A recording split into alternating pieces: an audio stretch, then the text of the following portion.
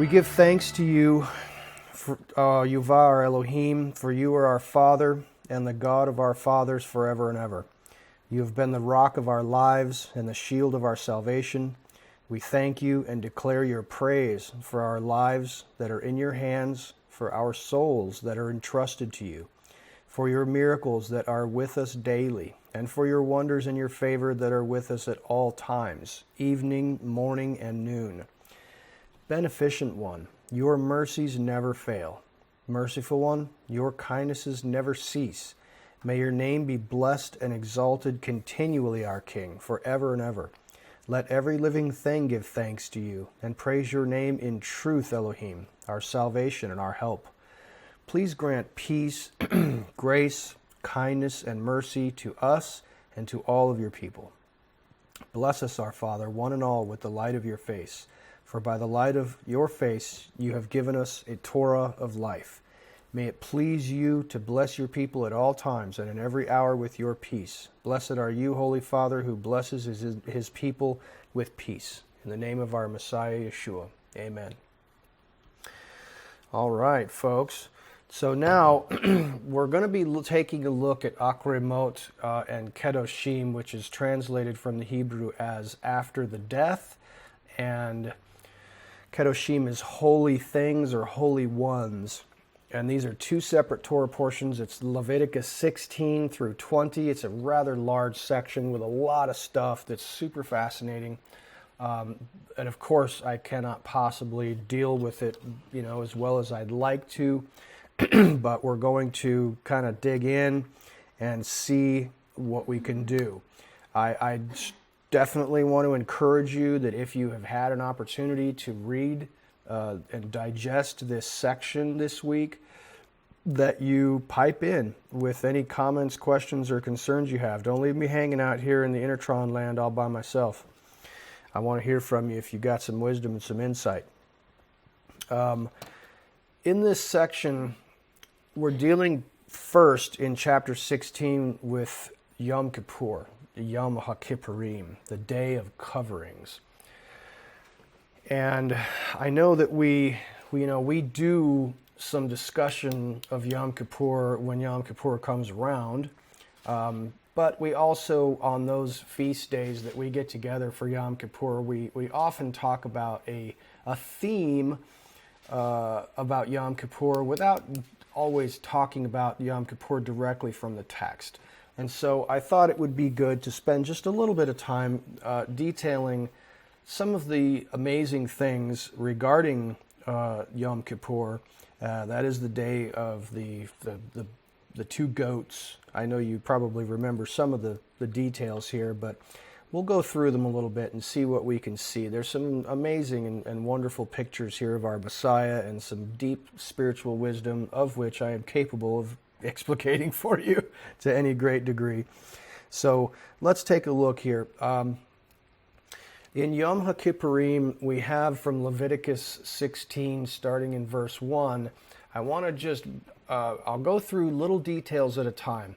And the first thing I want to bring to your attention is it says, "Tell Aaron your brother that he must not enter at any time into the holy place inside the veil in front of the covering that is on the ark, so that he may not die. For I will appear in the cloud over the covering." Now, this is really about access being restricted. And you know that Acharei Mot means after the death. And this is basically the way this Torah portion starts, with after the death of Aaron's two sons. And I may have actually skipped over that section when I quoted this text for this slide. Yeah, I did. I actually put verse 2 there on the screen. It says verse 1. I apologize. I misquoted that.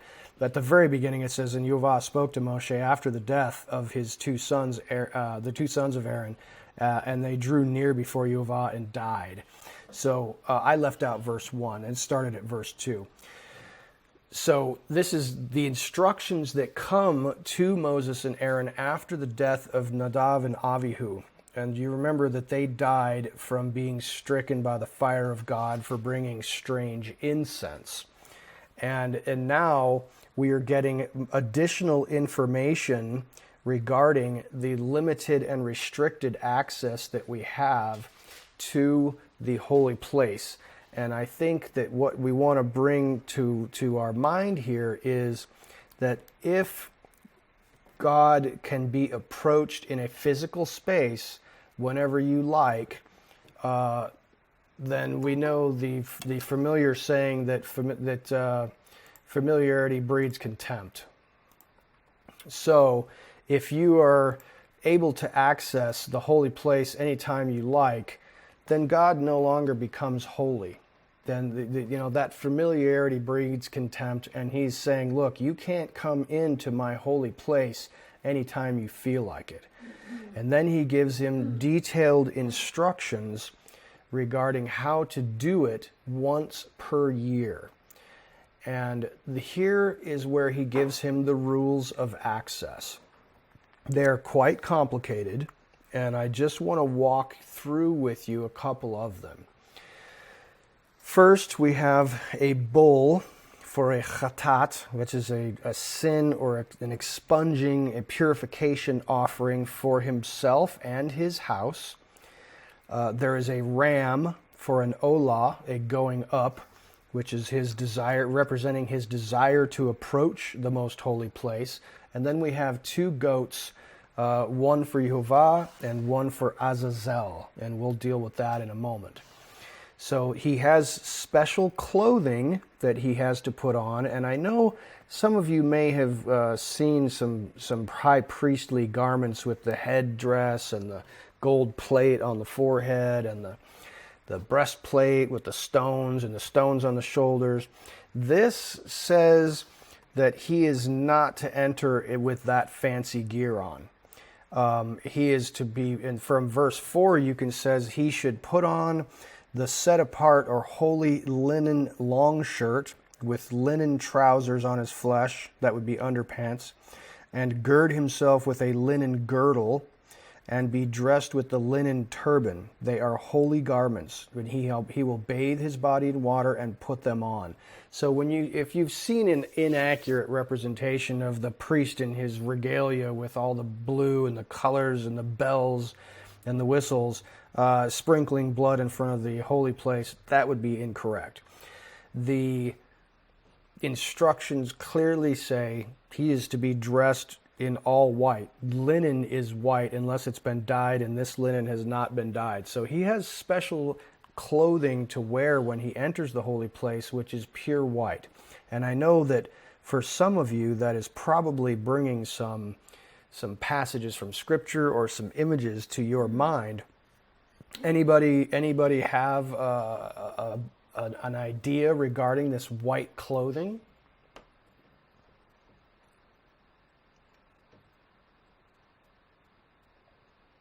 Yeah, in Revelation, in seal number 5, I think he tells them to wait a little while longer while your brothers and sisters die, but I'm going to put a white robe on you. That's right. He says it again in Matthew somewhere too. Yeah, that's absolutely right. Those are the in the book of the Revelation you see white garments. Where else? Somebody else was about to say something. Yeah, Alan, can you hear me or can you see my chat? I can hear you. Okay, on the chat, I don't know if you can see that or not. Oh, I'm looking at my presentation slide, so if you're showing me something, I won't see anything. Okay.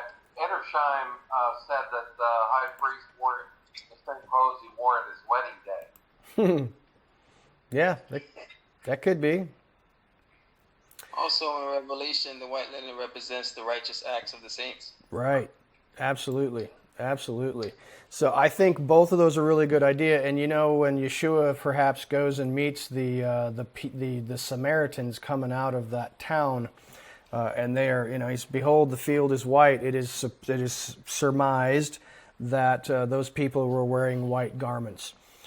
So and it is a tradition in Judaism, for some branches of Judaism, that they will put on white garments on Yom Kippur. I know that you guys have seen Keith, when he comes to visit on Yom Kippur, is wearing his Hawaiian duds that are all white and looking fantastic.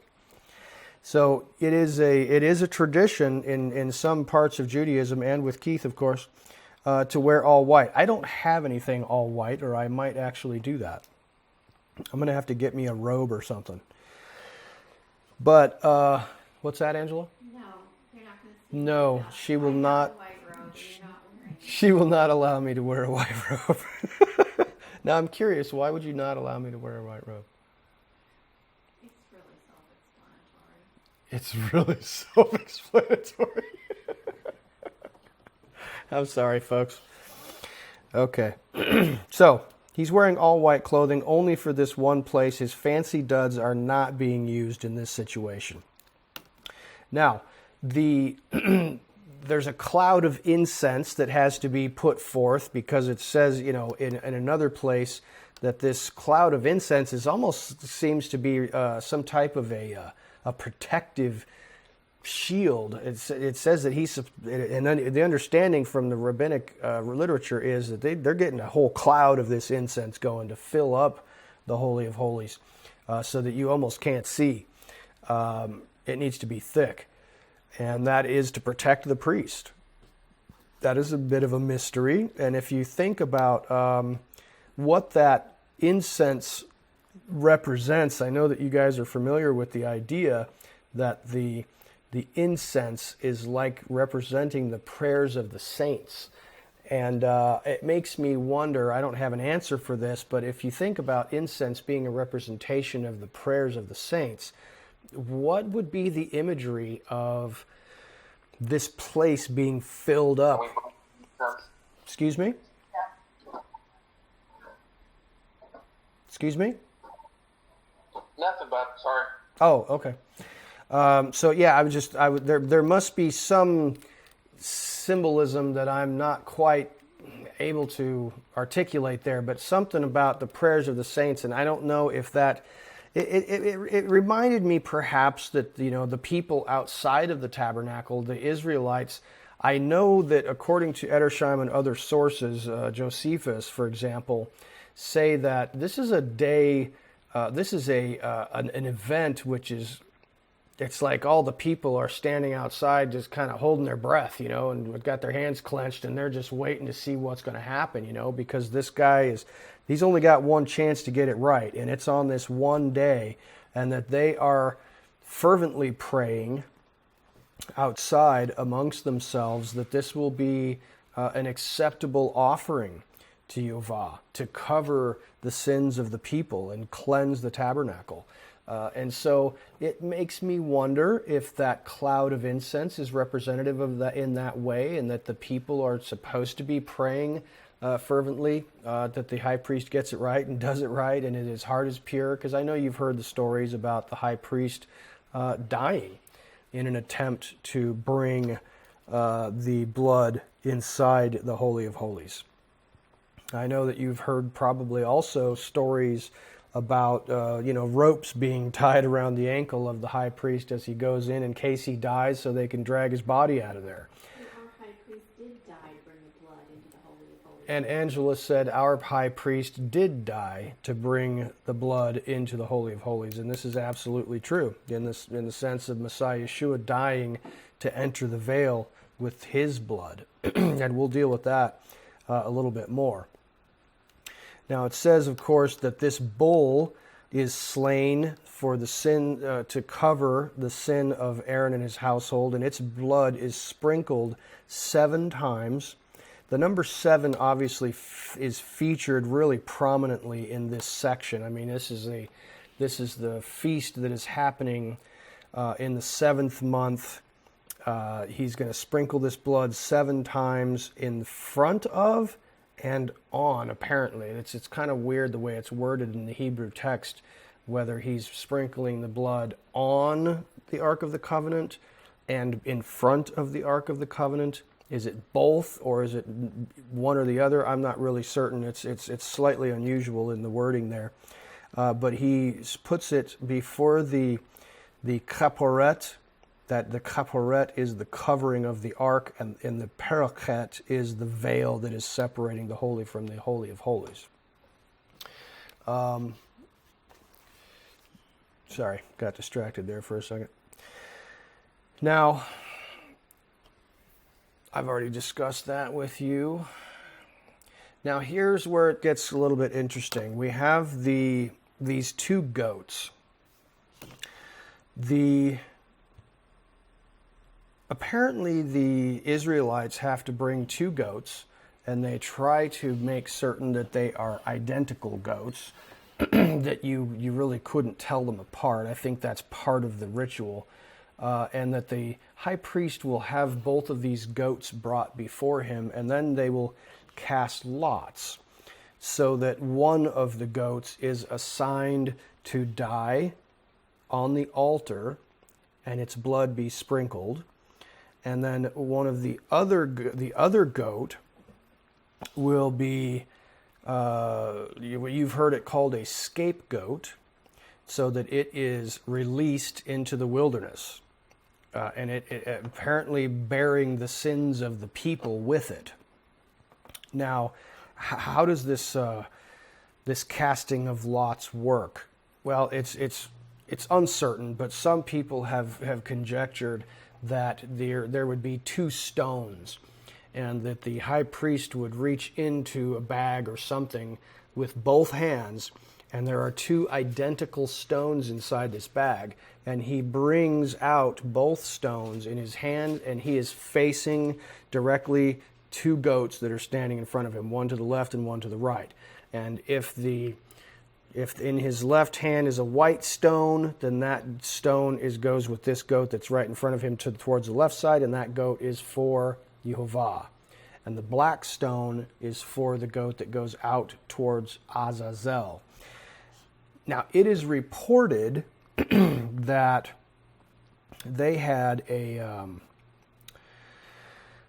other rituals which were not part of the Torah, because we don't get any details regarding the casting of lots and a stone. And so you've heard also that a red ribbon, half of the red ribbon is placed on the horns of the goat that is going to be sent out into the wilderness, and the other half of the ribbon is tied to the temple doors, and that when the goat dies out in the wilderness, then that door, the other half of that red ribbon that is on the doors of the temple, turns white to let the people know that it is that the sacrifice has been accepted.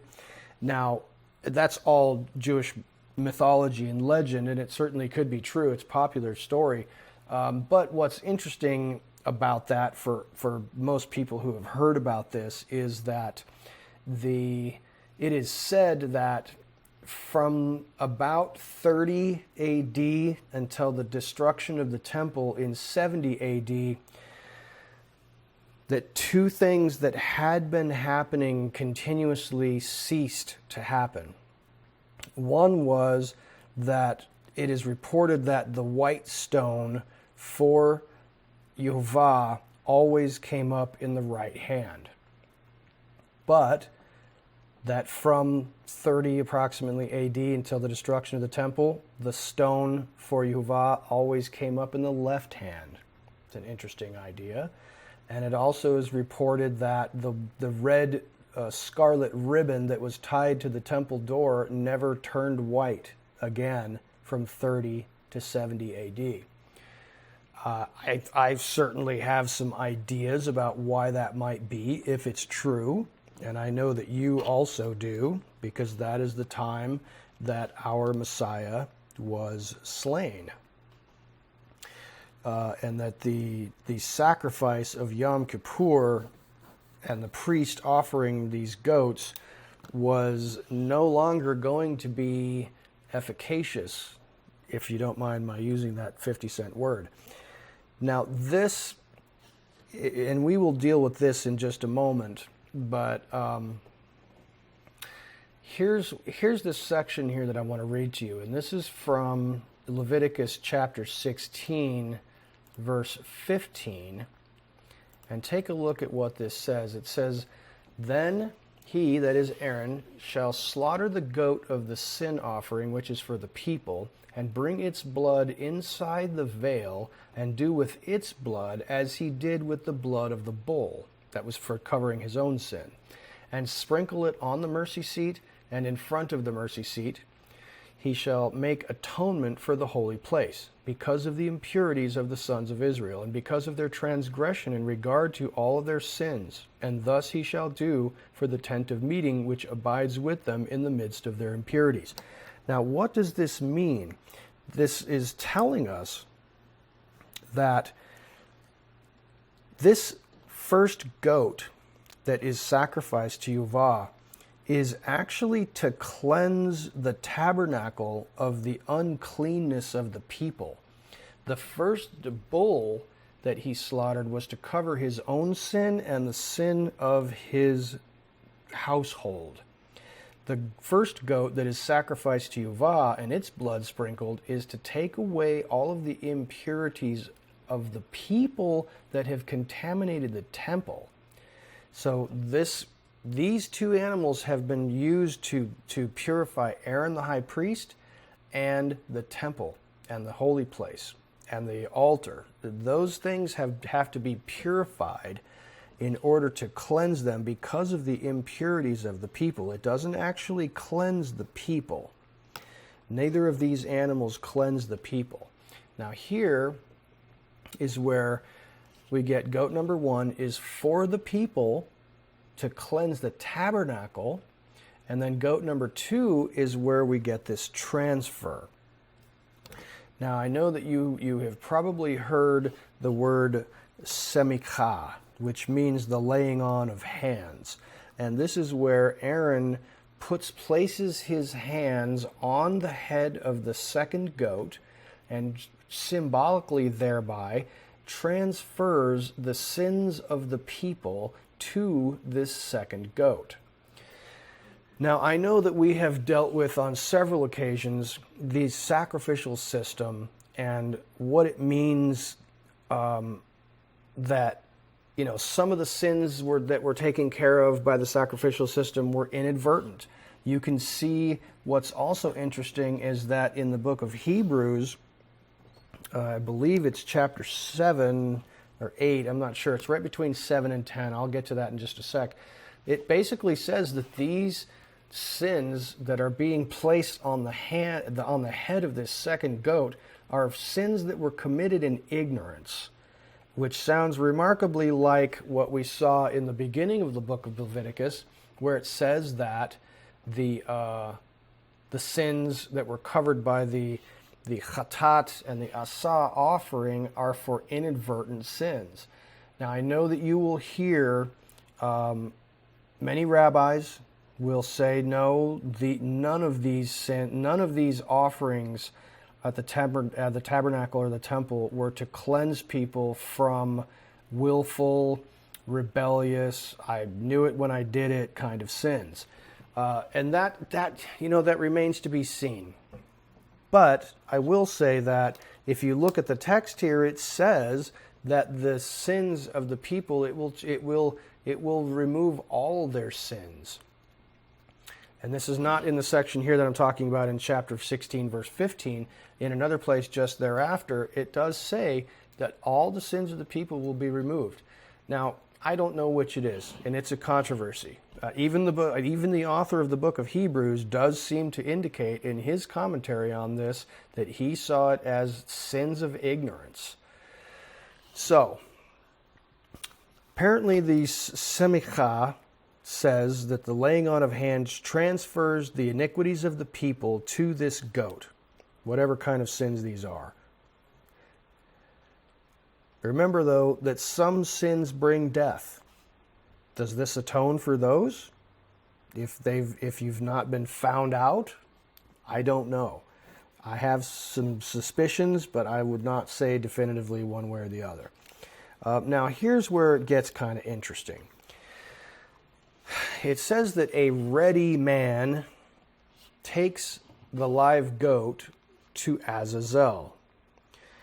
Now, there is some confusion regarding this ready man who is to take the goat out into the wilderness to Azazel. No one knows what Azazel is. no one is exactly sure what a ready man is. There is a Hebrew tradition among the rabbis that at some point in their history, this ready man was actually a Gentile. They pressed into service or asked a Gentile to take this goat and take it out into the wilderness. Now, it's the words in Hebrew here seem pretty clearly to suggest to me that this goat was to be released, because the Hebrew word for what's supposed to happen with this thing is released. However, Jewish tradition says that this goat was taken outside the city, probably on the other side of the Mount of Olives, across the bridge that connected Mount Moriah with the Mount of Olives over the Kidron Valley, and that this goat was taken up to a high cliff and thrown off of it. And that certainly may be the case, but the text seems to suggest that this goat is supposed to be released or freed. Now, I can understand it is said that the reason why they killed this goat and threw it off of a cliff is because they didn't want the goat wandering back into camp, bringing the sins of the people back with it. I get that. I get that. But the text nevertheless says it's supposed to be released. And as far as this ready man taking this goat out, I don't know what there's probably some interesting significance to the idea of this ready man, a man who stands ready to take this goat out being a Gentile. Because there's no doubt in my mind that this whole ceremony is very much connected with Yeshua. Both goats are connected with Yeshua. The high priest entering the Holy of Holies is definitely connected with Yeshua. A Gentile taking this goat out into the wilderness is probably also significant in that way. Now, what is this Azazel? No one knows. Some people have suggested that it is a representation or a name of some demon or something. And I thought, well, that's certainly unusual if it is a representation of the adversary. Why would that be? Why would it be that there was a representation of the devil, Azazel? Where does it call it that? Where does it call it that? Angela asks in verse 8. And Aharon shall cast lots for the two goats, one lot for Yehovah and the other lot for Azazel. Now, your text probably says one lot for the scapegoat, because that's what they have called it in tradition, is the scapegoat. But if you look in the Hebrew text, it says La Azazel, to Azazel, or for Azazel. And Azazel, in your Strong's or your Brown Driver Briggs, it's going to say entire removal. Scapegoat refers to the goat used for the sacrifice for the sins of the people, meaning dubious. So they don't know what that means. And this, according to some rabbinic interpretation, it is a representation of the adversary. Now, why would that be? Does someone want to pipe in here? Yeah, it's strange. The rabbis today say that it was for the demons, that this is the only time when it was permissible to give them an offering, and they would go out into the wilderness, and therefore Jerusalem would have a moment of absolute spiritual peace when there wasn't one demon left in Jerusalem to interfere with them when they interact with the Lord. That's as strange as can be, but that's what they say. Sure. No, I understand.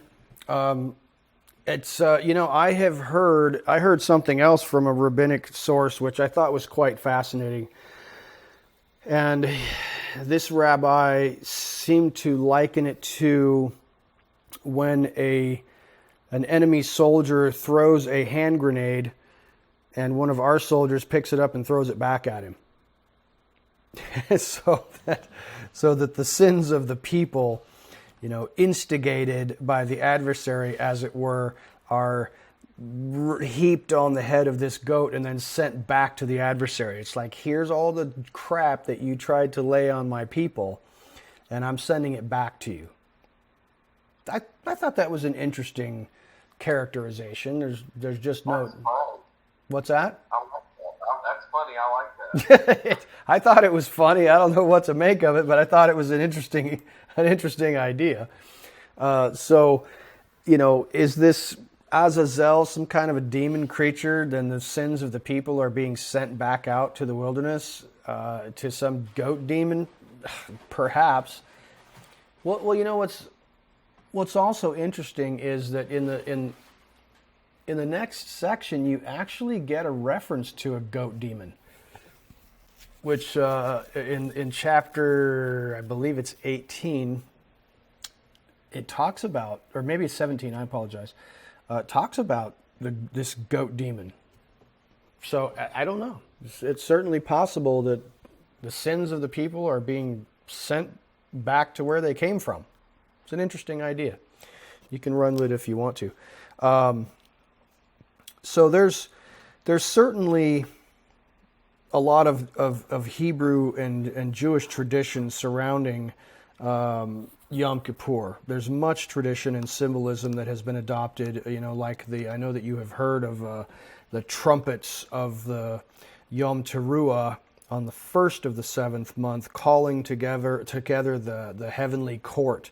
And then there's 10 days of awe. And then on that 10th day is the fast of Yom Kippur, in which the books are sealed, and if you've repented and God accepts your repentance, then you're sealed and written in the book of life. And the books are sealed at the end of that day, and judgment has been decreed for the next year. Now that is purely Jewish tradition that is surrounding this, because there's nothing regarding that in the text. But there is a lot of comparing that can be done and has been done by a lot of interesting people who are certainly smarter than I am regarding the comparison of Yom Kippur and the sacrifice of Yeshua. And so I will just point out a couple of things to you here. Number one is the Hebrew tradition, which I have just shared with you, and then number two is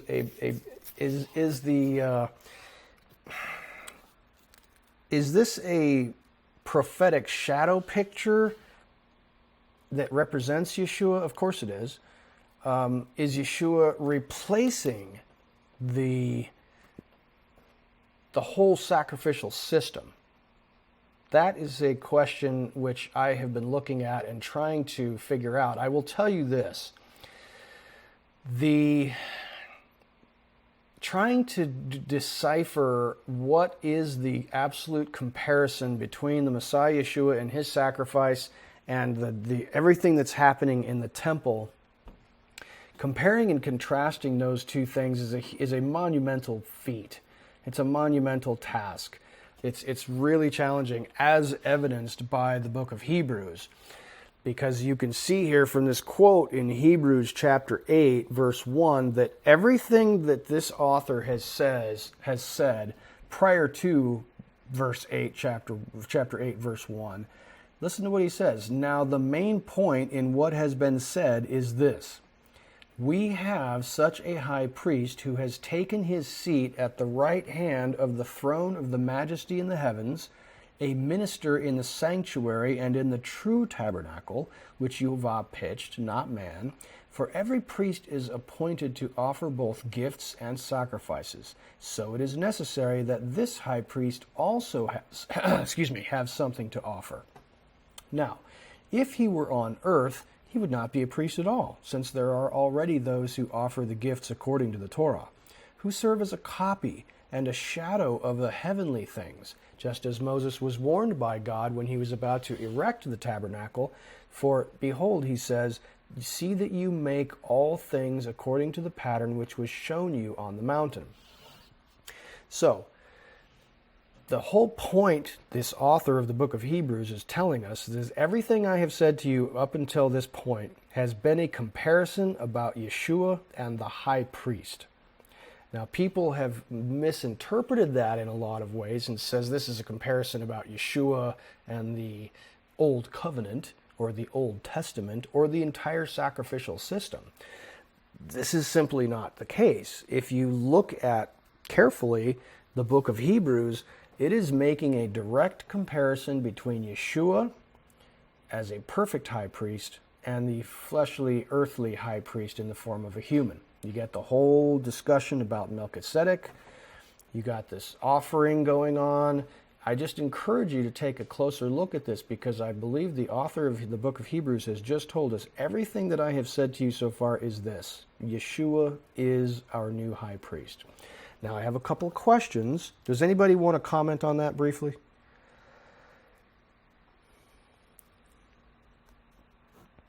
No? You're not touching that with a 10-foot pole? I don't blame you. I got something.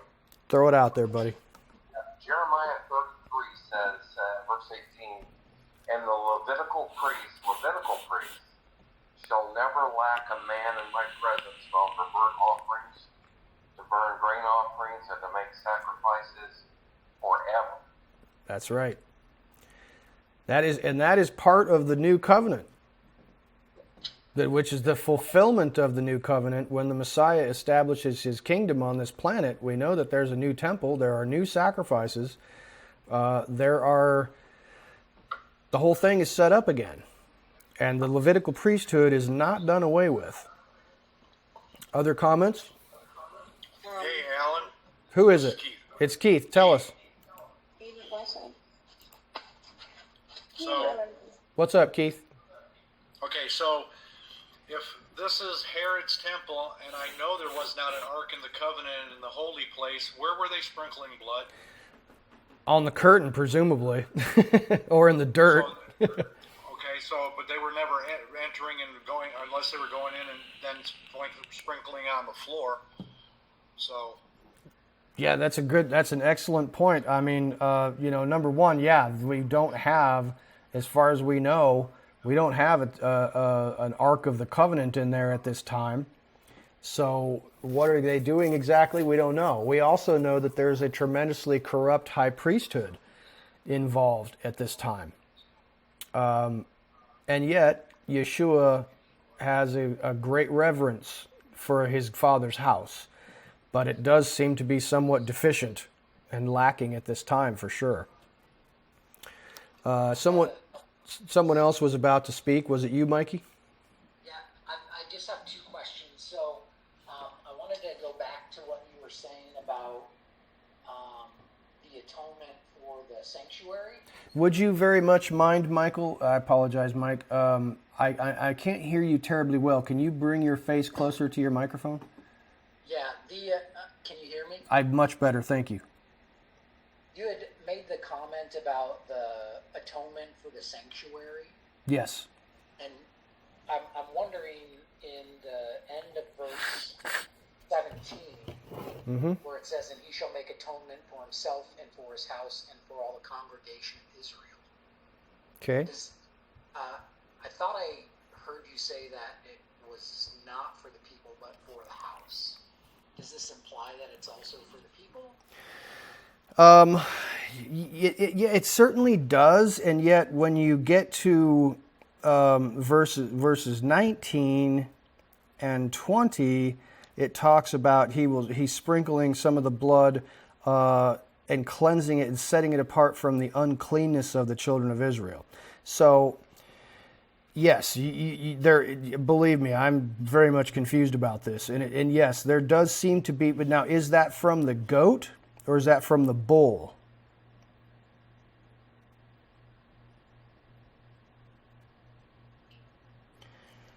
No man was to enter the tent, and he shall make atonement for himself and for his household and all of the assembly of Israel. Chapter 15, or the verse 15 starts with goat. Yes. I don't know if that's all part of it. Yes, I would assume so. Yeah, I was a little confused about that, frankly. I really am, because it talks about, in verse 18, he shall go out of the place that is before you, Avad, make atonement for it, and he shall take some of the blood of the bull and some of the blood of the goat and put it on the horns of the slaughter place all around, and he will sprinkle some of the blood on his on it with his finger 7 times and cleanse it and set set it apart from the uncleanness of the children of Israel. So, yeah, I believe you could be right, Mike, that what we're looking at here is two separate, although it's the same blood from the same two animals, that they do seem to be cleansing both the temple, tabernacle, altar, and all that stuff, as well as covering the sins of the people. But then the sins of the people are also somehow symbolically transferred. In verse 21, he lays both his hands on the head of the live goat and confesses over it all of the crookedness of the children of Israel and all their transgressions in all their sins, and shall put them on the head of the goat and send it away. So yeah, there's definitely some confusion there, but I don't see any reason why you couldn't be right that it's somehow connected with both of them. Okay. And then lastly, in verse 21 about the chosen man. Yeah. Some of the hypothesis about that, him being a Gentile, is verse 26 about the same guy? Yes. Yes. This kind of makes me think that why would it matter if a Gentile's washing? Why would he come back into the camp? Yeah, that's a good question. Maybe I suppose that it's possible that when they say Gentile, they might mean a stranger who's part of the camp, kinda, but is not like an Israelite. I don't know. It's a good question, though. Washing his garments and bathing his body in water, and then afterward he comes back into the camp. Yeah, so he's connected to the camp somehow. Angela? Isn't that kind of what's happened in the last 2,000 years? Can you come a little bit closer so I can hear you? She says, isn't that kind of like what has happened in the last 2,000 years? How so? How would you say that? The stranger, the Gentile, has taken him out to the wilderness, but then comes back into the camp through baptism, through washing. The Gentile has taken him, you mean the goat? Yeshua. Yes, You can't discount what Christianity has done in the last 2,000 years. No, I know. Angela said you can't discount what Christianity has done with Yeshua in the last 2,000 years, and I would agree with that. And here's something that I would recommend to you if you're interested. There is if you're not familiar with this guy, he's a Jewish rabbi from Israel, and he is actually a believer. He's like an ultra-Orthodox Jew guy from Israel, but he's a believer in Yeshua. And his name is Rabbi Yitzhak Shapura. I'm not sure if you've heard of him, but if you haven't, take a look, because he has this idea that this goat that has the sins of the people laid upon it and taken out by a Gentile and then comes back into the camp, he definitely says that goat represents Yeshua. That Yeshua is represented by both goats, and that somehow this unclean animal that has had all of his sin placed on it is a perfect representation of Yeshua and is taken by a Gentile out of the camp, but then he washes himself and comes back in. This guy's really into the mystical teachings, and he discusses this to great lengths, and it's quite fascinating. There's some really interesting ideas there. Now, Pilate washed himself. I'm sorry? Pilate washed himself. Pilate did wash his hands to symbolize, I'm washing my hands of this situation for sure, absolutely. So Tammy has some questions regarding Hebrews 7:22 and 28, and Hebrews 6 through 8. And why would we sacrifice if Christ came and became the sacrifice for us? If there is no sin in heaven, why the sacrifice? Those are great questions. And I would only say that if I had to guess, and I think it's not for no reason that the book of Hebrews is incredibly complex. It is not an easy book for certain.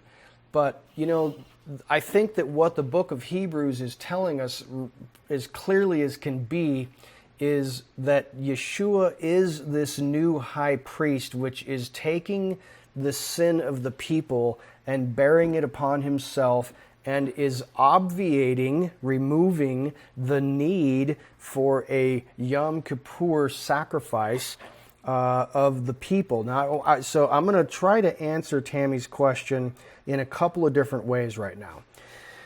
Comparing the Yom Kippur sacrifice. Now, this is just comparing the Yom Kippur sacrifice, which I think if you read the book of Hebrews, you'll get a very distinct impression that he is not talking about the whole priesthood. He is not talking about the whole tabernacle and the whole sacrificial system.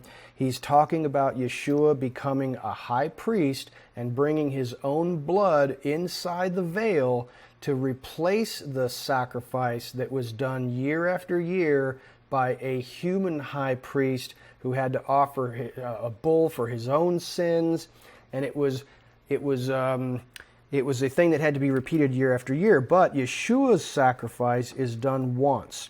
It is a perfect sacrifice versus it is compared to the ephemeral, meaning short-lived sacrifice that is offered by the priest, which only lasts for a year. There's the other idea too that the priest's offering is called a covering. In the sense, I would suggest to you that a covering of sin through this ritual, which kafar means to cover, is like putting underarm deodorant on. It covers up the stink. However, there is still sweat. There is still stink. It's just been covered. Whereas Yeshua's offering removes the sin, takes it away completely. I got nothing that I can fully back that up with, because if you look at the text in the New Testament, which talks about the Greek word that is used for what Yeshua actually did, they're using a word that is very, very similar to covering. But then Paul, in certain of his writings, will use a different Hebrew word, I'm pretty certain, that talks about removing it completely. It's not covered, it's removed completely. So there may have been some clarification on that, and I would leave that to you to dig a little bit further into that. Now, the question, Angela? I have an analogy for Tammy. You have an analogy? Would you like to tell a little bit about it? Angela has an idea that she's going to share. Go ahead, Angela. I'm not sure, Tammy, but if you would think about the sacrificial system and all of this stuff as being a picture or like a photograph of our high priest who was going to show up, Yeshua, and once he did, you wouldn't sit there on the couch with your photograph and pay attention to it anymore. You would shift your focus to him, because he is the actual thing. But again, you're not going to throw that picture away, because that picture helped lead you to him and helped you recognize who he was.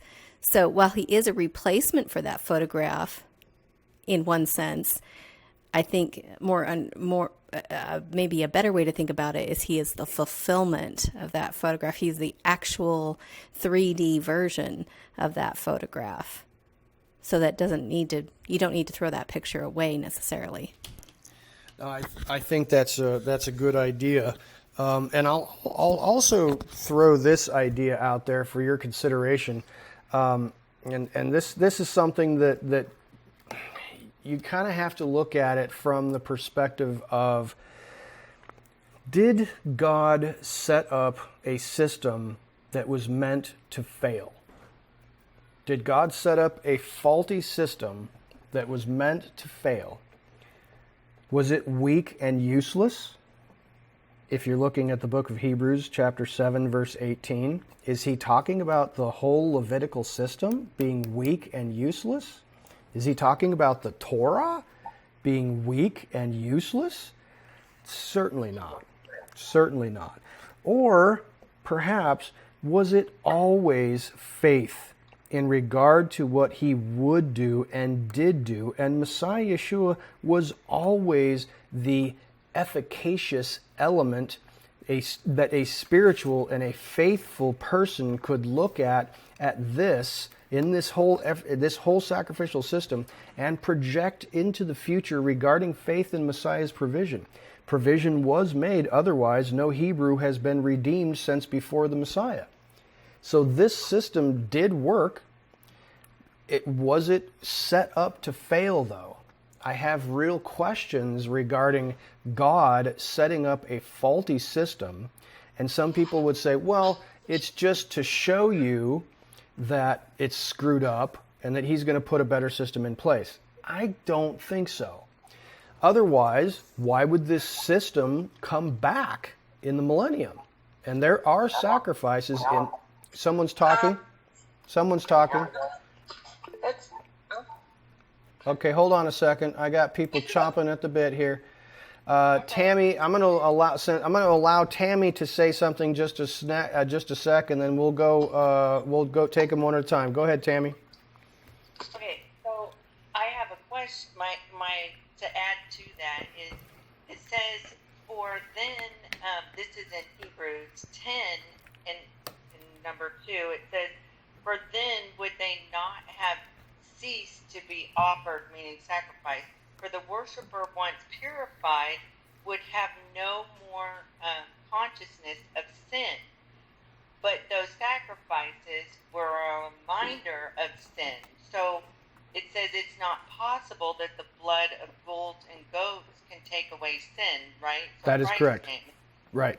And then when you read a little further, it says, therefore, when he came into the world, he said, sacrifice and offerings you did not desire, but a body. So really, God didn't really desire us to do animal sacrifice. No. That's not really what he wanted, but because of sin, that's why it happened. But when we get to heaven, there is no, why would there be sacrifice when he doesn't even want you to sacrifice that? And there is no sin. And if you don't remember your sin no more because he forgave you, then why? And he came as the ultimate sacrifice, so there would definitely be no sacrifice. Because it would be him. Why would you crucify him over and over and over, even when we get to heaven? So, well, that's a great question, and I'll address those two items that you brought up briefly, and then we'll open up the floor for a couple more comments. Number one, I would say, hold on, Jim. I would say number one, you have to remember that heaven is a completely different side issue, because man's place is not heaven, because the kingdom is on the earth. And the kingdom that comes after the millennial kingdom is also on the earth. If there are people in heaven right now, and I have no reason to believe that there are not, they're there temporarily. And there is a temple. The writer of the book of Hebrews just told us that there is a perfect heavenly tabernacle where offerings are made. Of what kind, I don't know, but they are made in heaven as they are on the earth. Number two, to your other point is, the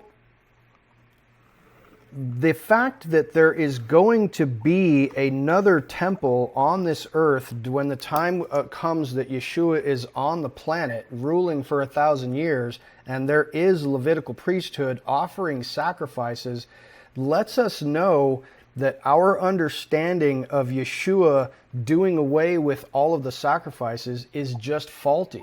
It doesn't work. It can't work. But here's the issue. That's why I was pointing out to you that if you're taking a close look at the book of Hebrews, you'll see that Messiah Yeshua is most closely associated with the offering of the high priest and the day of Yom Kippur. It's not talking about the sacrificial system in general. Now, it is definitely true that God did say, in the quote that you brought up, I did not desire sacrifices. That is in the context of him saying to an unrepentant people with a dirty heart, saying to them, I desire you to do righteousness and to repent for your sins. You have the idea that killing an animal is going to cut it. It's not. And it is also absolutely true that the blood of bulls and goats cannot take away sin. That is a fact. So But I would say in regards to the book of Hebrew, look carefully at Yeshua being compared to the high priest in the day of Yom Kippur and not replacing the whole sacrificial system. Otherwise, it would be a little bit weird that it's coming back. Jimmy, I apologize. I forgot what I was going to say. I must have said it. Go ahead. I'm just kidding. Hang on. The issue is that there's priesthood, and when you get that straight in your mind. When you get what straight? I kind of missed that, Jimbo. The fact that there are two priesthoods. Okay. There's the Melchizedek priesthood and there's the Levitical priesthood, and they're separate. They're not equal. The greater one is the first one, which is the one that Abel was pursuing when he was killed by his brother. That's a spiritual priesthood that has to do with immaterial things like sin and rebellion and damnation and heaven and hell. Alternatively, you've got the Levitical priesthood, and that has everything to do with the physical and the real world. And the Levitical priesthood, what those sacrifices did was they were part of the protocol for how does a sinful person like me get to lay eyes on God and not die. And you've got to go through his protocol, and that involves a bull and a goat and a pigeon and whatnot in order for you to say, I know I don't deserve this, but I want this terribly. I know it's risky. I want to go through your protocol, and I want to come and commune with you on this earth, even though I've really been a bad person. And I know you're holy, and I want to see you really bad. I think that's a really good idea, Jimbo. Totally separate from what Jesus did in the order of Melchizedek, which is dealing with actually removing the sin of our spirits so that we can live eternally with God in heaven. A completely different thing with what sinners who survive the Antichrist, they're going to want to see Jesus. And they're going to be sinners just like all of us on this webinar right now. And they're going to have kids that are going to be just like us on this webinar right now, sinners who've messed up, and they're going to need the Levites to fix them in their physical, corporeal existence so that they can see Jesus and not die. Yeah, that's an interesting idea. Yeah. Did someone else want to say something? Was that you, Wayne? Yeah, this is Wayne and Marie real quick. We really believe that when the Scripture says that he's our once and forever sacrifice, we also, Marie and I, we think about how everything goes from physical to spiritual. We got physical, spiritual, physical, Adam to spiritual, Yeshua. And if you look in Hosea 14, it says, 14:2 says, take words with you and return to the Lord, says to him. Take away all iniquity, receive us graciously, for we will offer the bulls of our lips. So we believe that sacrifice is going to go on. It's going to be those spiritual sacrifices. I mean, scriptures, it seems plain to me that those sacrifices are going to be sacrifices of our lips, not physical killing of any animal, since Yeshua was already our ultimate sacrifice. That's just our opinion on that. And I don't know if anybody wants to chime in. Well, go ahead. Go ahead. On Hebrews 10 verse 1 talks about, find it for me, Wayne. It talks about the actual sacrifices was a shadow of some things, the good things to come, but not the exact replica. So for the law having a shadow of the good things to come and not the very image of the things. Mm-hmm. So we will have, there's something that is going to happen, but I don't think it's quite like we now see it. Yeah. It is kind of pointing to something spiritual. And if he says, if Yeshua is the once and for all, sin offering or sacrifice, then I don't see us doing that again. The other thing too, I know there should be some temple in the millennium, but looking closer at Ezekiel, the Ezekiel temple is the one that kind of points to the temple, right? In the millennium? Yep. Question? I believe so, yes. Yeah, but when you look closely at what was said during there, I know that's a shadow of something to come, but that exact temple, if you look at certain verses, it was basically Ezekiel was telling the people then that if they turn away at that time, this was what was supposed to happen. So it does say something about sin offering there, but I really don't think when we have a millennium temple, we're going to have a sin offering, because then there's some discrepancy between what God says and what that says. So I kind of looked at the temple carefully, because it does say there's going to be sin offering, but then Hebrews say there's no more sin offering. Yeah, and I think that's a great observation, Marie. And I would say, in light of what Jimmy said earlier, I think that Jimmy might be onto something, because Jimmy talked about. Yes. I knew that you would pick that up, because Jimmy was talking about people wanting to draw close to God in a physical sense. Right. And that right. Yeshua, I agree. I figured you were picking that up. So because when Yeshua comes, he is a physical bodily representation of the Father. And if these people who are on the planet during the millennial reign of the Messiah, because they happen to live through, there were some stragglers who lived through the judgments of God and the Antichrist and everything, and they are in the millennial kingdom, and they want to get close to Yeshua, and they want to experience the glory of God through the Messiah Yeshua, they need to be cleansed. Now we've been going over this idea in the book of Leviticus for some time now, talking about whether these sacrifices are actually taking away sins. And what Jimmy said a minute ago is, and it kind of sprung to my mind, that this whole system is cleansing people, like putting on deodorant, to allow them to enter the presence of God without that stink of human sin that would immediately become death for them and not allow them to get close to God.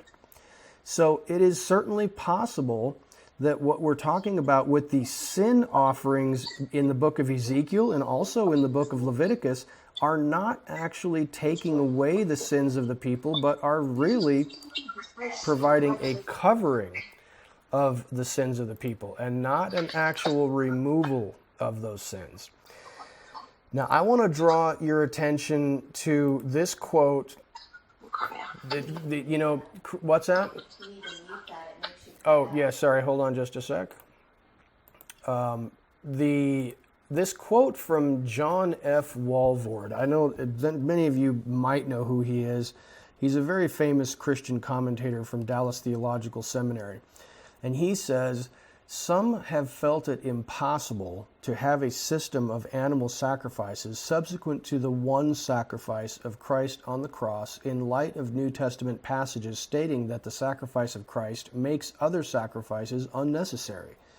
Though varied explanations have been given for Ezekiel 40 through 48, which unfolds these details, no satisfactory explanation has been made other than that it is a description of millennial worship. In any case, it is clear that the sacrifices are not expiatory, but merely memorials of the one complete sacrifice of the Christ. If, in the wisdom and sovereign pleasure of God, the detailed system of sacrifices in the Old Testament were a suitable foreshadowing of that which would be accomplished by the death of his Son, and if a memorial of the Christ's death is to be enacted, it would not seem unfitting that some sort of sacrificial system would be used." That's not a bad idea. I see where he's coming from. But we've got a couple of different ideas here, and we probably are not going to figure this out. But it's a complicated subject. There's no question about that. It is not an easy thing to nail down. But I do know that the Messiah Yeshua takes away our sins, and I do believe that there is pretty clear evidence that there is going to be another sacrificial system in the millennium. Now, I know that some of you have said, well, maybe it's totally symbolic. For sin or for praise and thanksgiving? Well, the book of Ezekiel does talk about sin offerings. So what are those? Is this all just symbolic language? That's rather detailed to just be symbolic language. I don't know. It's a good question. Revelation's fairly detailed, and it's very symbolic. How so? What do you mean when it's talking about the temple coming down from heaven? I mean, the whole book is. Oh, yeah. The entire book is full of symbolism. So what makes us think, without a doubt, that the prophets in the Old Testament were not talking symbolically? We just don't know. They may not even have known. True. Many times prophets prophesy things that they're told, and they don't really understand what it is they're prophesying about or how deep it is. No, absolutely. I agree. Yeah, it's I'll tell you, it's a little bit above my pay grade for certain. I can't really tell you definitively what is going on here. It's definitely got a lot of stuff, which I don't know. I don't know how we're going to figure it out. We're probably not going to figure it out until we look at it in hindsight and say, oh, I see what you were doing, as what happens in a lot of cases. So that's all I have about that little hornet's nest. Thank you for digging into it and getting stung with me. Delightful. I'm delighted to be chatting about it with you guys. And you all have some very good, keen wisdom and insights. And I just say thank you for that and continue digging, because there's more to come for certain. I'm going to move forward just a little bit. And our next little things is various and sundry. This is from a brief overview of chapter 17, which is about slaughtering in the field and the draining of blood. There is some confusion about this. It seems to be saying, don't slaughter any domestic animals in the field. Anything that's going to be slaughtered has to be slaughtered in the temple. But then he comes along a little bit later and says, if you capture a wild animal or you shoot it with your bow and arrow or something, you can slaughter that where you're at. So those two, that seems to be contradictory. So is he literally saying you can only slaughter domestic animals at the temple? That if you wanted to have a steak dinner with your family, you had to bring that cow to the temple?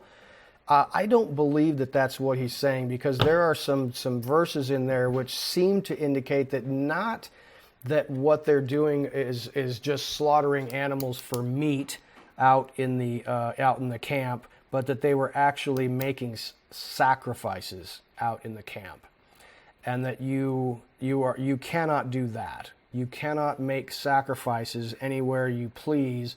And he also mentions, this is the section where you get the mention of goat demons, because he says when you were offering your sacrifices out in the field, you're sacrificing to goat demons.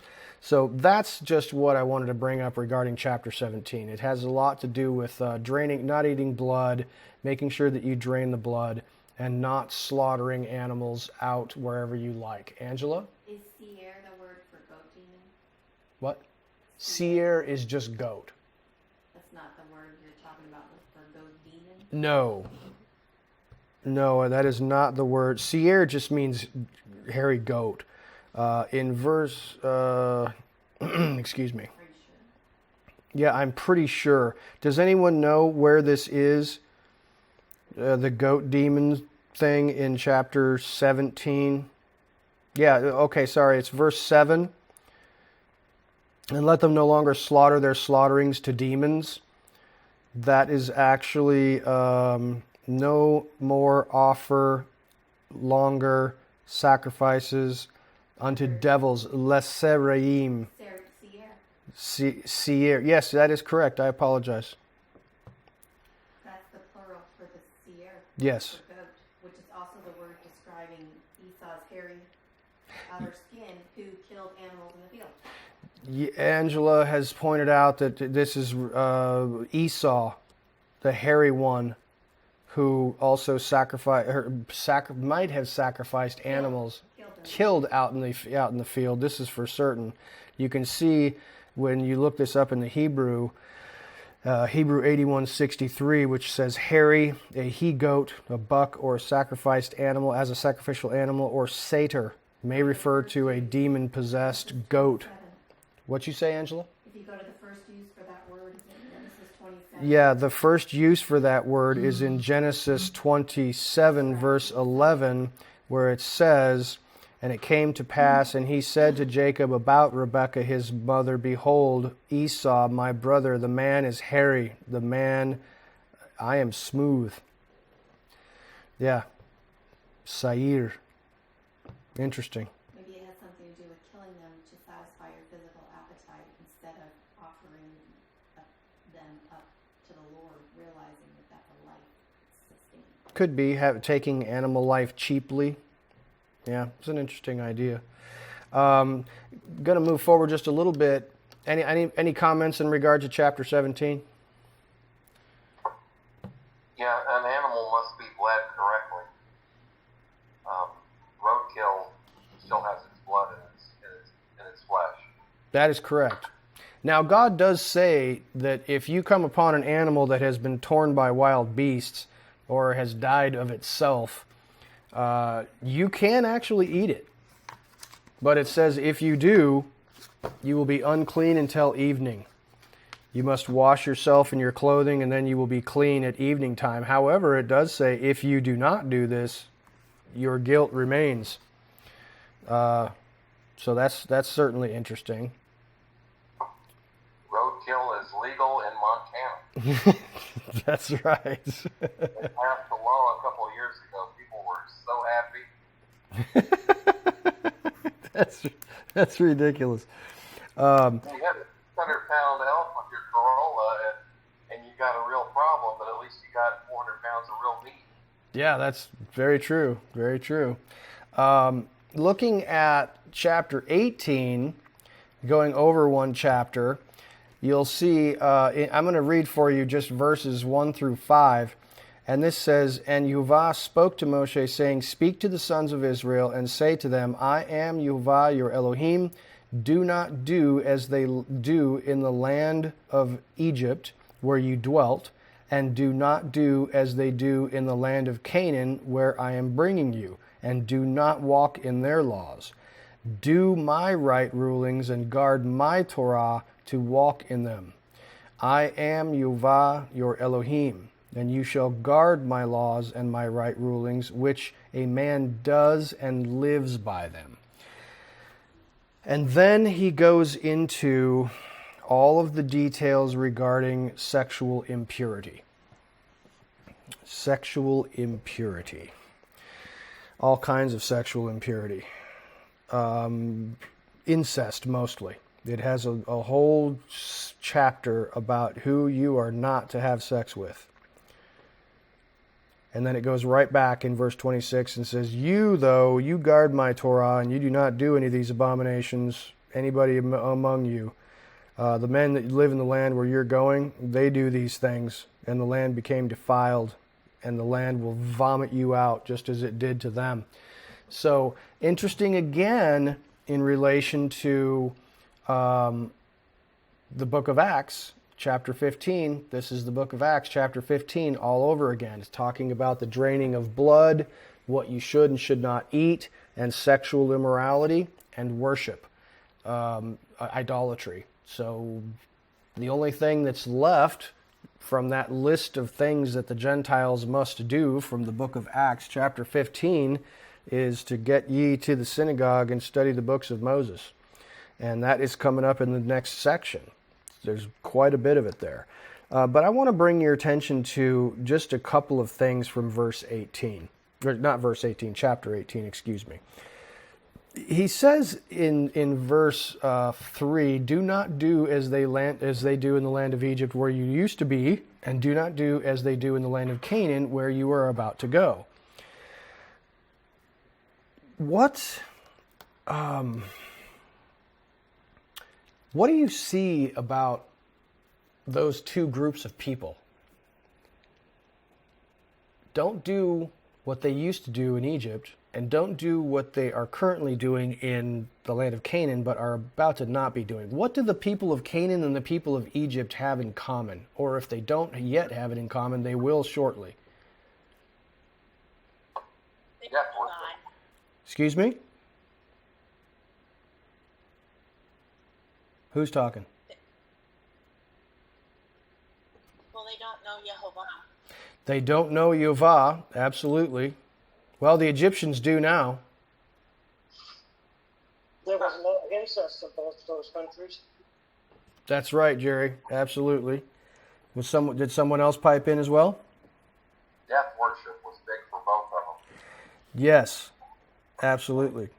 With what? Goat worship, the worship of demons, the worship of animals and stuff like that was big for both of them. You know, what's that? They had a death culture. A death culture, absolutely. And Jimmy brings up the key word. Remember this. The Egyptians suffered great death at the hands of Yehovah, where they just were. The Canaanites are about to suffer great death at the hands of Yehovah, where they are about to go. Because they worshipped death, he gave them death. They were filled with death. And he is saying, you will not do as they do in those places. You will worship the Father of life, not a death cult. And so, do not do as they do, and you shall live. And that's what's, this thing here in verse 5 of chapter 18 says, and you shall guard my laws and my right rulings, which a man does and lives by them. Now, there are two possible ways of interpreting that. Shall live by them. Does that mean live by them as if your life should be guided by that? Or you'll live and you'll have life because of them? Yes. Thank you, Angela. Both. And Jimmy says yes. Those are both, I think, the correct answers. A man does my Torah and follows my right rulings. He lives through them and he lives because of them. And I think you'll see another example of that explanation about the Torah of God bringing life when it goes to chapter, I believe, 19, when it talks about the circumcision of the trees. You know, he says you cannot eat when you plant trees, not the trees that are already there, but the trees that are planted in the land of Canaan. He says, you don't eat of them for the first 3 years. They are to just be left alone. In the 4th year, they are completely dedicated to Yehovah. In the 5th year, you may eat of them, so that I bless you. And I think there's a pretty good indication in that text that says, if you follow my rules and the way that I am going to do this, and you follow my rules directly for regarding the circumcision of your fruit trees and your vines and your orchards and stuff like that, you'll see that I will bring a powerful and tremendous blessing of life if you sanctify these things to me. Now, could a remnant of the Canaanites who still lives in that land see this great abundance that is produced by God and say, man, I'll bet if we did that we would be blessed by this God as well. Now, is that true? I certainly think that it is. I think that to the degree that any person who sees the will of God and does it and can be blessed by it, I think you can see it in the life of unbelievers who don't believe in God, and yet, as the book of Romans talks about, has their conscience guided by Him in some way, that they live according to, he calls it a Torah unto themselves. their conscience bearing them witness, and so on and so forth. An unbeliever can experience true blessing by following these Torot, these laws and rulings of Yuvah. He will live by them. He will be blessed by them, even though he doesn't even believe in God. I believe that that's certainly possible. Anyone have any comments regarding that? Okay. I'm going to move forward just a little bit. I'm going to actually read to you Leviticus chapter 19 because I think it's so important, and there's a couple of things that I want to point out to you as we read, and I'll just kind of read and pause for just a moment where I see interesting things that I want to comment on. But I think it's important for us to read the whole chapter of 19. So if you have your Bible handy, Leviticus chapter 19, starting right at the beginning, says this. Then Yehovah spoke to Moshe, saying, Speak to all the congregation of the sons of Israel, and say to them, You shall be holy, for I, Yehovah, your God, am holy.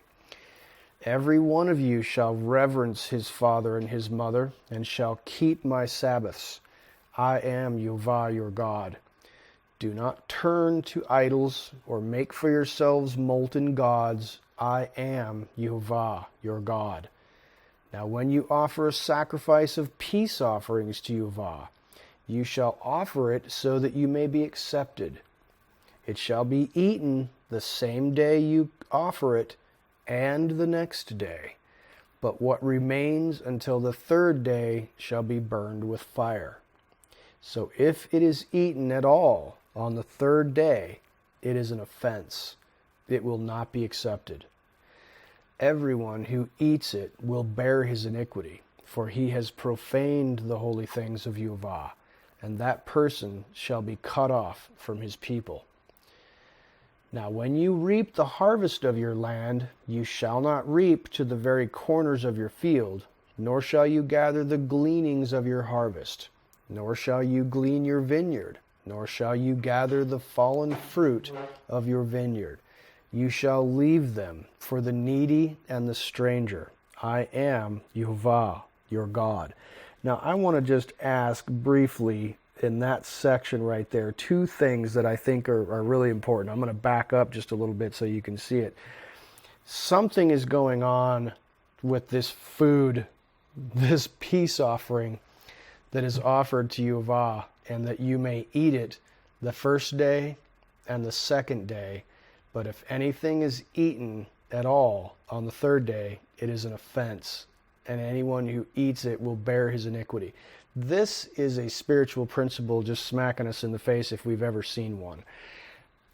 What does it represent? What is this peace offering? Offer it so that it may be accepted. And remember that a peace offering, just a small section of it goes to the priest, but the rest of it is all for you. And you can eat it on the first day and the second day, but on the third day you may not eat of it. Now we know that we only have a couple of instances where something in the Bible is used for food and you're only supposed to eat it for a period of time. Number one is the manna, where it says you can grab it up and eat it that day, but when you leave it overnight, it has worms and stinks on the second day. And then some of the other sacrifices, it says for Passover, it says you eat that on the night of, and you burn the rest with fire on that second day, so it's not able to be eaten on the second day. But some of the other sacrifices are able to be eaten on the second day and the first day, but not the third day. Does anyone have any ideas regarding what this second and third day? I'm thinking of that passage in the scripture where it talks about after 2 days he will revive us, and on the third day we will live in his presence.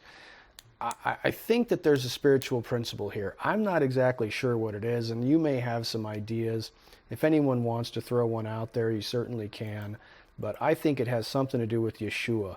And not like you must partake of his food, so to speak, sometime during these last 2,000 years. these 2 days, because if somehow, I don't know, if you try to take him somehow in the 3rd day, that it is not right. I don't know. I don't know how to put my finger on that, but something is happening there. Think about it. And then the second part is from verse 10, verse 9 and into 10. You can see that I've underlined it here. Leave the gleanings of your field for the needy and the stranger.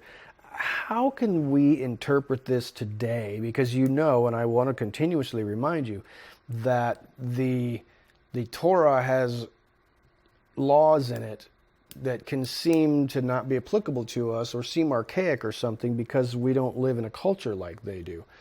But, the whole point about this is generosity. Not going back over your olives and beating them out 2 or 3 times to make sure you get every last one, but leaving some behind. Deliberately not reaping out to the edges of your field in order to leave behind some of the fruit of your vineyard, some of the fruit of your crop.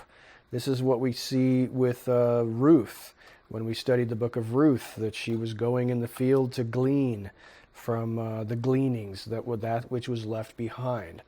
How do we interpret this today? Because it really has to do with charity. And tip your waitress. Yeah. Yes, tip your waitress. I think that's a good way to look at it. But I got to tell you that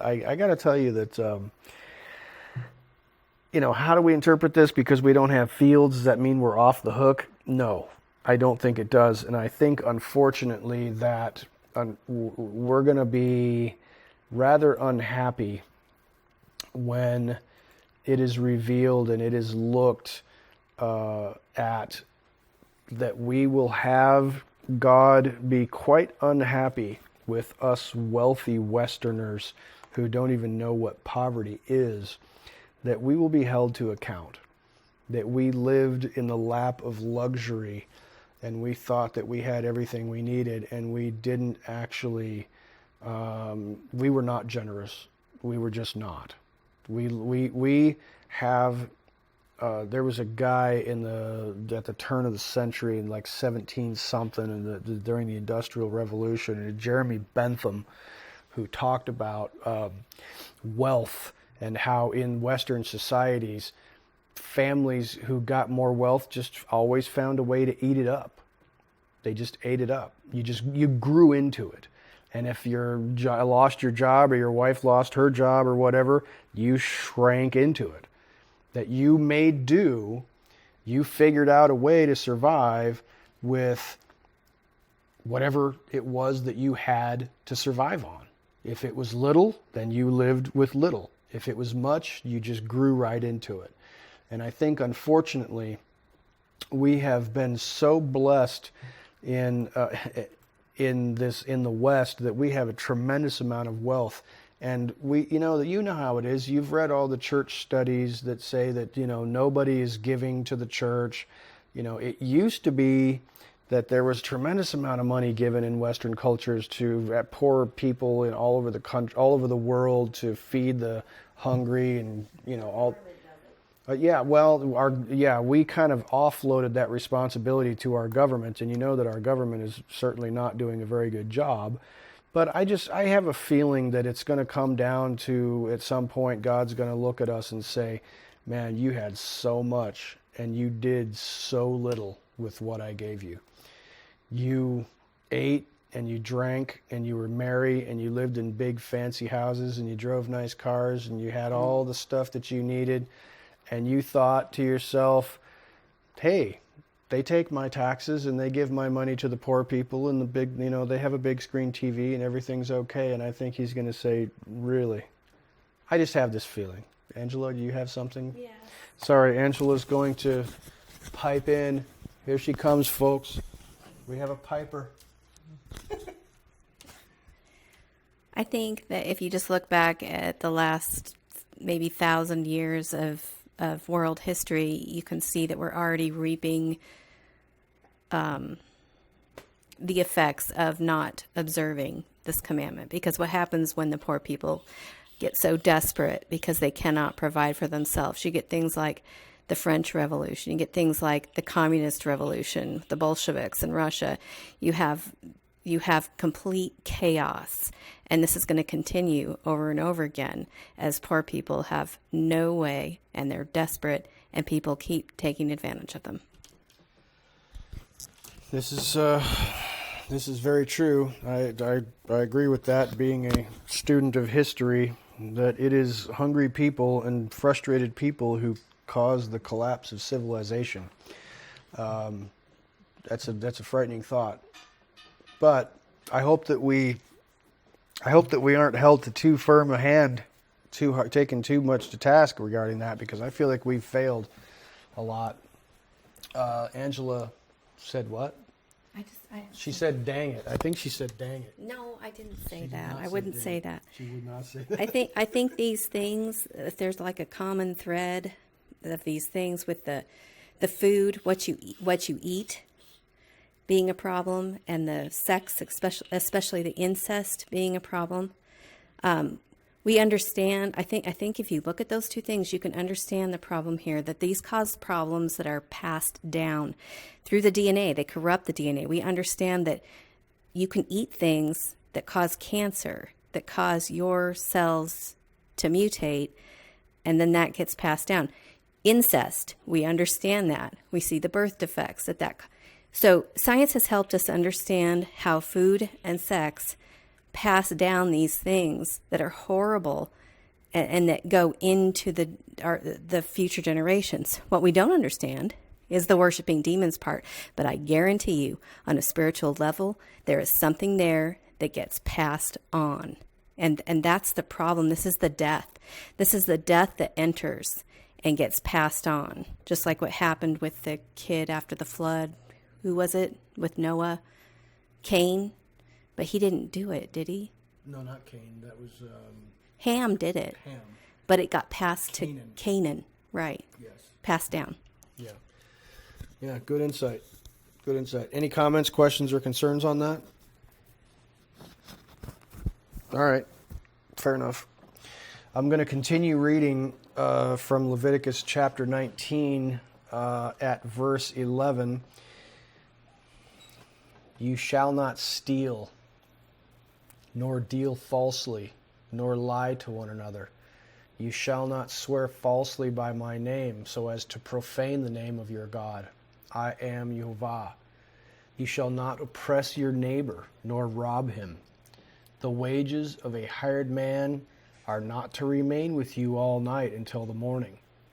You shall not curse a deaf man, nor place a stumbling block before the blind, but you shall revere your God. I am Yehovah. You shall do no injustice in judgment.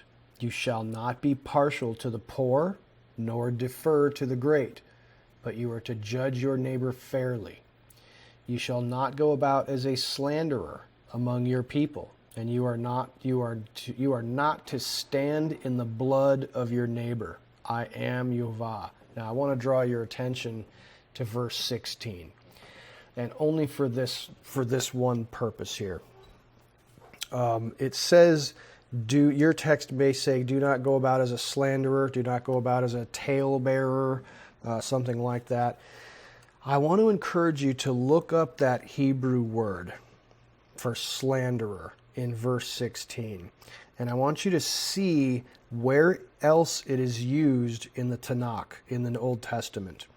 I saw something quite fascinating that I want you to take a second this weekend, if you do get an opportunity, to look at where that word is used and read the chapter where you find it used. It is used in the Psalms once. It is used in the book of Jeremiah twice. The root or that word? That word. I'm not getting... Not the root, that word. If you look at chapter 19, verse 16, you'll see that it says, do not go about as a slanderer. Okay? And if you look at the word, it is rechil. Rechil. Proverbs. Yes. Okay, sorry. So it is used for the first time here in the book of Leviticus, chapter 19. It is used in Proverbs, chapter 20. It is used twice in the book of Jeremiah, and it is used once in the book of Ezekiel. What I think you're going to find fascinating is that when you read those chapters, read Proverbs chapter 20, read Jeremiah 6, read Jeremiah 9, read Ezekiel 22, you're going to find that this same word for the rechil, which means a slanderer, a talebearer, is used in the context of everything we've just been reading here. It's quite fascinating. There's a real amazing link because this word rechil is only used 5 times. It's only used 5 times in the Tanakh. And each time it's used, you're going to see continuing things like goat demons, like sacrificing to goat demons, like sexual impurity, like not giving to charity. All of these things are connected in these books of the prophets. It's quite fascinating. I want to encourage you to take a look at that if you get a chance. I'm going to continue on in verse 17, where it says, "You shall not hate your fellow countrymen in your heart. You shall surely reprove your neighbor, but shall not incur sin because of him. You shall not take vengeance, nor bear any grudge against the sons of your people, but you shall love your neighbor as yourself. I am Yehovah. You are to keep my statutes. You shall not breed together 2 kinds of your cattle.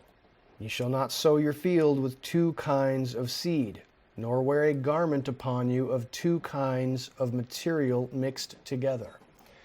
Now, if a man lies carnally," means carnally is literally to impregnate, "a woman who is a bondservant acquired for another man, but who has in no way been redeemed nor given her freedom, there shall be indemnity." Mark that. "You shall not, however, they shall not, however, be put to death because she was not free. He shall bring his guilt offering to Yehovah to the doorway of the tent of meeting, a ram for a guilt offering. The priest shall also make atonement for him with the ram of the guilt offering before Yehovah for his sin which he has committed, and the sin which he has committed will be forgiven him." Now, I'm going to stop briefly right there and just give you a little bit of background here on this thing about this indemnity. You know, there is this woman who is a bondservant, a slave. Let's say it's a woman who had a father who was poor, he literally needed to sell his daughter as an indentured servant, most likely to become the wife of a man or his son or just a regular servant to pay his debts. And that man has the ability to buy his daughter back, but he has to pay the guy who gave him the money to get out of debt. Now, if this young woman, who is a virgin, she now belongs to this guy, unless her father buys her back and redeems her. Remember, it says that she has not been redeemed in verse 20 or given her freedom. But this man comes along and basically seduces her, and they have sex, and she has now been defiled. She is, her name has been stained, so to speak. This man, an indemnity, if any of you are familiar with the insurance, what does it mean to be indemnified? Well, it means like if a tornado, if you live in Florida or something and a tornado or hurricane comes through and blows down your house, your insurance policy indemnifies you against having to pay the cost for the damage to the house. So this is telling us that the man who sleeps with this woman has to make an indemnity. He has to pay the man that she belonged to, because now he has no hope of getting his money because she has been defiled. But he is not put to death because she was not free.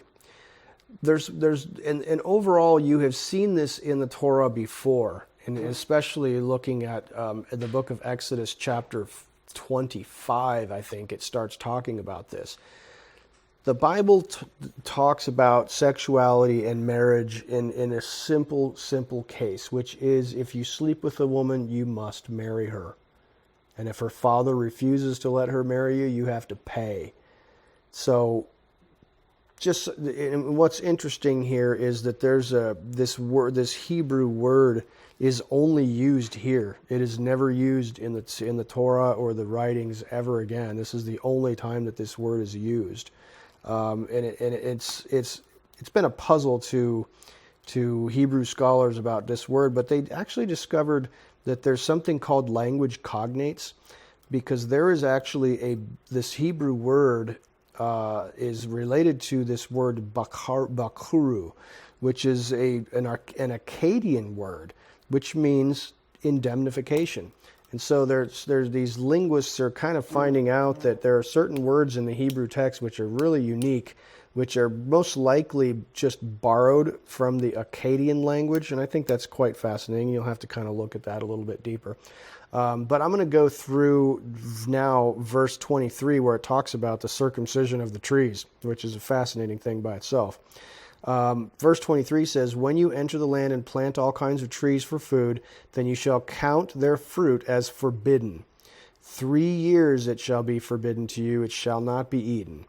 But in the 4th year all its fruit shall be holy, an offering of praise to Yehovah. In the 5th year you are to eat of its fruit, that its yield may increase for you. I am Yehovah, your God. You shall not eat anything with the blood, nor practice divination or soothsaying," talking to the dead. "You shall not round off the side growth of your heads, nor harm the edges of your beard. You shall not make any cuts in your body for the dead, nor make any tattoo marks on yourselves. I am Yehovah. Do not profane your daughter by making her a harlot, so that the land will not fall to harlotry and the land become full of lewdness. You shall keep my Sabbaths and revere my sanctuary. I am Yehovah. Do not turn to mediums or spiritists. Do not seek them out to be defiled by them." This is exactly what Angela was talking about a moment ago. "I am Yehovah your God. You shall rise up before the gray-headed and honor the aged, and you shall revere your God. I am Yehovah.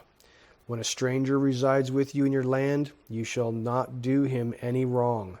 The stranger who resides with you is to be a native, as a native among you. You shall love him as yourself, for you were aliens in the land of Egypt. I am Yehovah your God. You shall do no wrong in judgment, in measurement of weight or capacity. You shall have just balances, just weights, a just ephah and a just hin. I am Yehovah your God, who brought you out from the land of Egypt. You shall thus observe all my statutes and all my ordinances and do them. I am Yehovah." Now, I want to just bring to your attention one thing, and I'm going to wrap up here. I brought this to the attention of Mikey when I was talking to him earlier, is that this chapter repeatedly has I am Yehovah. And then I am Yehovah, your God, just over and over and over and over.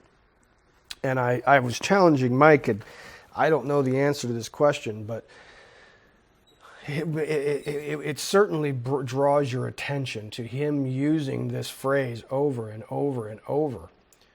But why does he sometimes switch between just I am Yehovah and other times I am Yehovah, your God? I wondered about that. I thought it might represent mercy and justice. When it says I am Yehovah, it might be having somewhat to do with mercy, the attribute of mercy with God. If he says I am Yehovah, your God, he might be talking about the balance between the two, justice and mercy. I don't know exactly what to make of that, but I do know that's another thing for you guys to kind of take a look at. See if you can figure out what is going on here. Why does he continuously use these phrases in this way, and why does he keep switching back and forth? Is there some connection between? It might be interesting to take all of the sections where he said, right before he says, I am Yuvah, list that on one side of the page, and then when he says, I am Yuvah, your God, list what came right before that on the other side of the page, and see what's the difference between I am Yuvah and I am Yuvah, your God. Is there some correlation between the two? I don't know. I didn't have time to dig that deeply this week, but I want to encourage you to take a look at that, because I have a feeling that there's some fascinating things there. That's all I have for you, ladies and gentlemen. I hope that you guys, thank you, Wayne, I hope that you guys are well. Does anyone have any comments, questions, or concerns?